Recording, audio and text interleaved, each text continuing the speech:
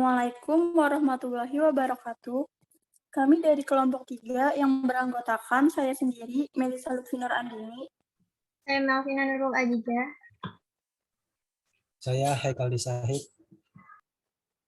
Jadi di video kali ini kami akan membahas tentang cara memetakan riset untuk mempermudah melakukan penelitian di bab 2, yaitu kajian pustaka, yang mana tujuannya yaitu untuk mengetahui posisi riset yang akan dilakukan atau telah dilakukan, untuk mengetahui posisinya itu berada di mana di antara riset yang sudah ada sebelumnya, dan juga untuk mempertimbangkan keterbaruannya atau novelty. Untuk memetakan riset yang ada sebelumnya, kami akan menggunakan bantuan software FOSViewer. Sedangkan untuk mengambil data riset yang telah ada atau yang telah dipublish, dapat kita ambil dari database pengindeks, yaitu Google Scholars atau Scopus, dengan melalui software Publish or Perish. Nah, langsung saja dipraktikkan cara untuk menarik data riset yang telah ada melalui Publish or Perish.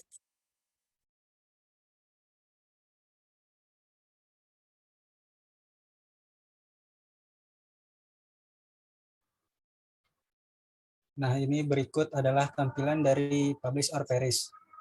Seperti yang dibahas sebelumnya, Publish or Perish ini untuk mengkaji literatur yang mempunyai kemiripan dan dapat terlihat juga tahun terbaru atau tahun terlama dari suatu artikel. Terlihat beberapa pilihan untuk menarik data riset yang sudah dipublish. Kita ambil menggunakan Google Scholar.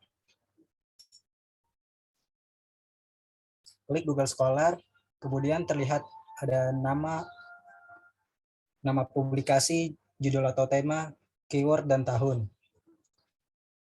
Lalu di situ kita ambil judul dengan purchase intention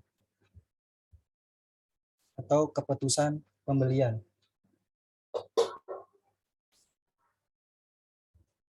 Dengan tahun 2016 sampai dengan 2021. Itu 5 tahun ke belakang, dan dengan publikasi jurnal. Di Publish or Perish tersedia 1000 paper sehingga kita bisa menarik 1000-1000-nya. Namun kita buat jadi 200.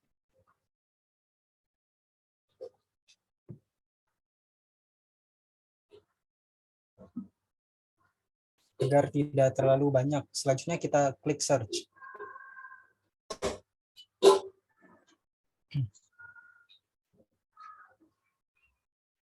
Nah, di pojok kanan atas itu terdapat citation matrix untuk memastikan bahwa dari range tahun, jumlah paper, jumlah citasi, dan lainnya. Saya juga terlihat rankingnya, nama pengarang, publikasi, publisher, dan jika ingin melihat jurnal aslinya, hanya tinggal klik 2 kali.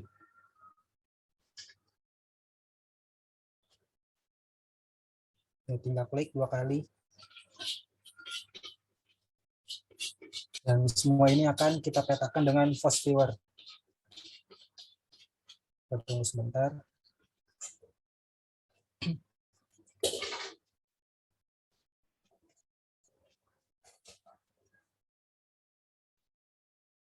Oke, selanjutnya kita klik Save Result.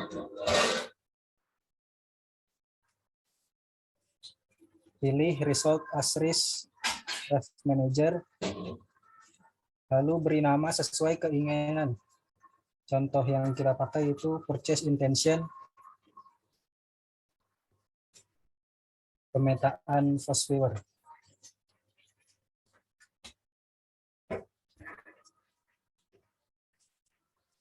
Lalu klik Save. Oke, lalu selanjutnya dilanjutkan oleh Melvina.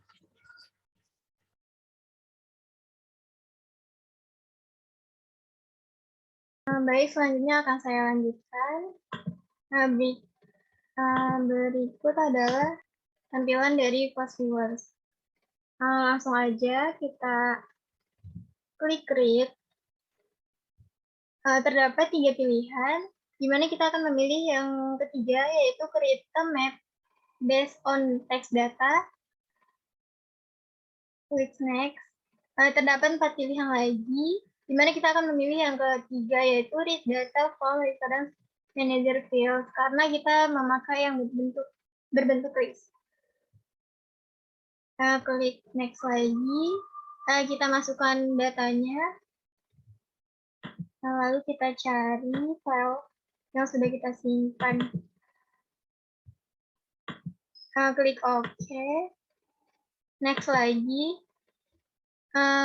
Kita akan memilih title and abstract field dan biarkan duanya tercentang. Next.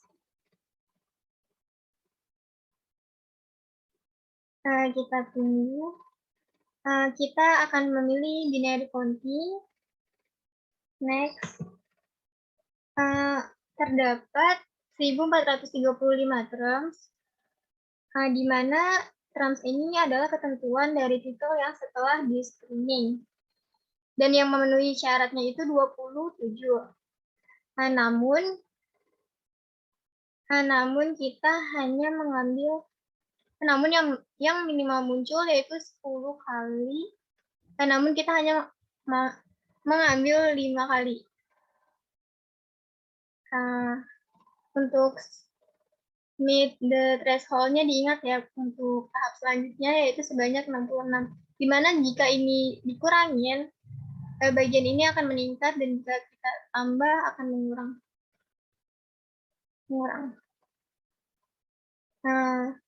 Klik next. Kita isi dengan 66. Next. Dimana di sini kita dapat menyeleksi yang tidak berhubungan dengan purchase intention. Oke, kita seleksi.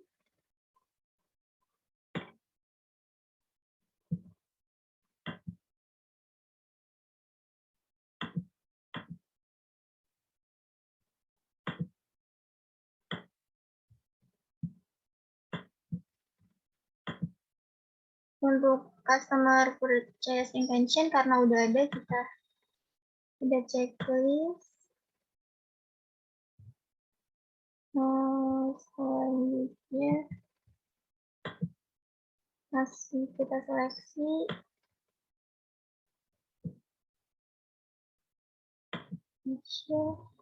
Untuk purchase intention sendiri terdapat 149 judul ya. Yang munculnya itu sebanyak 149. Artinya sebanyak judulnya itu sebanyak 149. Klik finish. Dan berikut adalah hasilnya.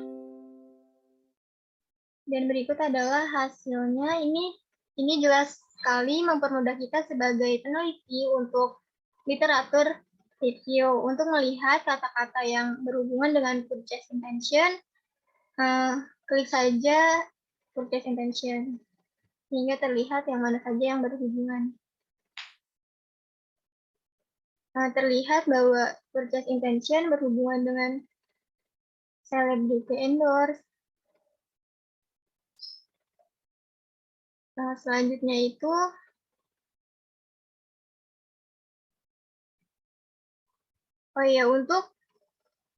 untuk hasil dari ini terdapat 5 klaster dengan 50 items dan linknya itu sebanyak 969.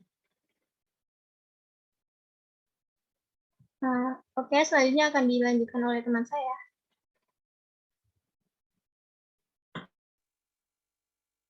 Dari gambar di sini kita melihat overlay visualization-nya. Nah, yang overlay visualization.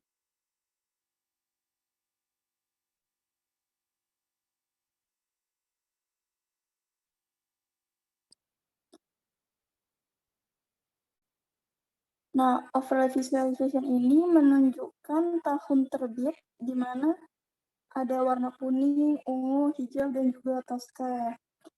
Nah, ini tuh warna kuning ini menunjukkan tahun termuda, yaitu 2021, hingga warna yang tuanya itu, yang di ujung itu, berarti tahun terlama, yaitu 2016, untuk judul Purchase Intention.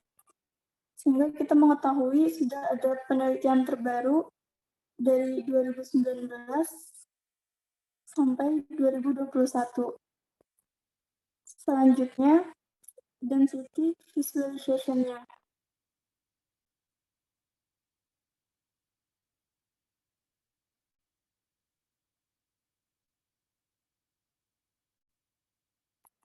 Nah, dari gambar ini kita mengetahui topik-topik mana saja yang menjadi pusat perhatian itu.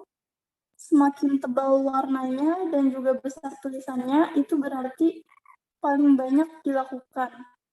Contohnya ini ada influence, itu topiknya itu di titik yang tebal. Terus ada juga EWOM, itu electronic word of mouth, itu topik yang masih sedikit atau masih jarang dilakukan dari 200 judul yang dipetakan tadi. Jadi, jika purchase intention dikaitkan dengan EWOM atau electric word of mouth, penelitian ini masih sedikit dilakukan.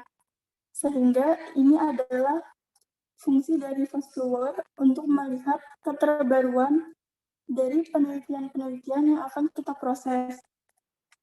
Sekian penjelasan dari kelompok kami. Kurang lebihnya mohon